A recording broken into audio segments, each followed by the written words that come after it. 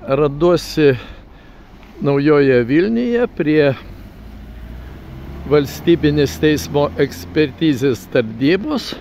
Šiandien iškvietimą gavo virš 10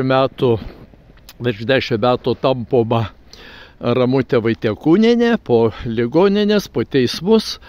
Sveiką moterį bandoma nustatyti, priversti, kad jinai nepakaltinama, kadangi jinai ieškojo teisybės, yra Pakruojo kredito unijos apgauta, labai stipriai apgauta, ir jinai pati, ir daugelis kitų unijos narių. Tuo pačiu Vaitiekūnienės sūnus Arūnas taip pat pasirašė gelbėdami vagystę kreditų unijos, pasirašė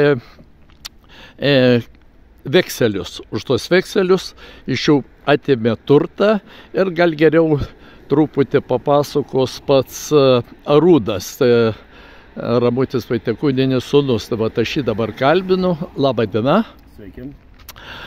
Tai Arūnai, kiek mums žinoma, ir mes jau daug labai straipsnių rašėm apie tavo mamą, kaip jinai apgauta, kaip jai organizuojamas sistemos mobbingas, siuntinėjama per gydytojus, siuntinėjama po visą Respubliką po teismus, vyksta teismai, tipą jinai šmeižia Pakruojo kreditų uniją, ten vadovą Atkučiūną, jam te talkinantį Pašakinską tokį, o iš tikrųjų, kas ten įvyko, vagystė, ir mama talkino padengdama jų tą vagystę, taip išeitų. Taip. Bet tai vagystėj vadovas neskelbė policijai, bet tiesiog pats stengiasi padengti tą sumą išvoktą. Nu, jis savo galus dangstyti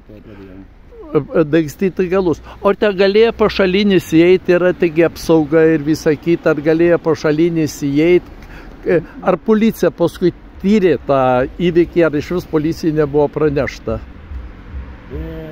Pašaliniai tenai tai tikrai negalėtų įeiti, mano nuomonė. O policija nepardavė. Atkučiūnas policija iš vis nepardavė. O šitas nuostolis išvogtų pinigų iš kasos, tai didelė suma. Didelė. 100 tūkstančių. Ir ką jis tada sakė savo kreditų unijos nariams, kad reikia padengti, kadangi jum prapuls visi kiti pinigai ir negalės talkinti, ar ne? Taip. Ir tokiu būdu, kokia pirma suma turėjo būti renkama iš žmonių? Kiek rinko? Nu, tai tą sumą padengti. Gerai, visą sumą, bet pirmiausia grinais pinigais rinko. Mama, kiek sakė, 6-7 tūkstančius rinko. Jo. Litais tada rinko. Litai 6-7. Ir kiti nariai taip pat rinko. Nu, kas daugiau, kas mažiau. Kas turėjo, kiek dengė. O tada dar pasirašyti ir vekselius, kad jūs iš šitos banko paėmę esate iš kredito unijos pinigų ir pasirašinėjot, kad irgi padengti tą nuostolį. Taip. Ir mama, ir tu. Ir tada, kadangi jūsų pinigų negavot, po kurio laiko, ką iš jūsų pradėjo reikalauti ir atėmė turtą. Antstoliai. Perdavė kreditų uniją antstoliam, kad jūs už tos pasirašytus vekselius privalot grąžinti jiems pinigus. Ir ką iš jūsų atėmė? Viską. O tai kas tas viskas yra? Žemės, technika. Žemė, technika, žemės, kiek hektarų buvo žemės? Apie 300 hektarų. Apie 300 hektarų ir viską nusavino. Technika nusavino. Praktiškai jūs likot be nieko. Taip. Banko sąskaitose buvo pinigų, ar irgi? Nu, to dabar nebepasakysiu, gal tenai nusavinta. Kiek dar buvo, gal nebuvo tenai, bet... Vienu žodžiu, jūs likot pliki. Taip. Tai čia apgaulės būdu nešit pinigus padengtai vagystė nenustatyta, policijai nepranešta, tikrinimai neatlikti ir vienu žodžiu ir apgauti visi nariai įnešę pagal vekselius pasirašę negautus pinigus. Taip. Vienu žodžiu, čia didžiulė apgaulė. Ir kad dabar toliau pradėti ieškoti teisybės ir tą teisybę ieškodami, kad nori perdavę, kad jūs čia šmeižėt juos. Ir va, mama pradėjo ieškoti teisybės ir pradėjo po teismus, kad šmeižė. Ir viskas.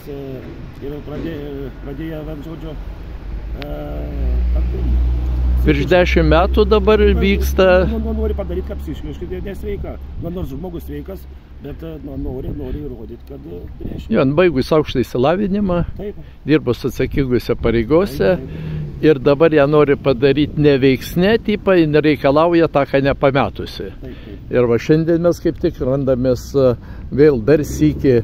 Psichiatrinis ekspertizės yra nustatinėtus jau ir Panevėžyje, ir va šiandien Nauja Vilnia, neaišku, ką parašys, Telšiuose taip pat, pas nepriklausomus ekspertus, psichiatrus, visi rašo, kad jinai sveika, vairuoja mašiną, gali vairuoti iki šių dienų ir taip toliau, o jiem reikia būtinai padaryti Rokiškį uždaryti, padaryti neveiksnę daržovę, kad ji nebereikalautų, nebeieškautų ties. Ačiū už pokalbį.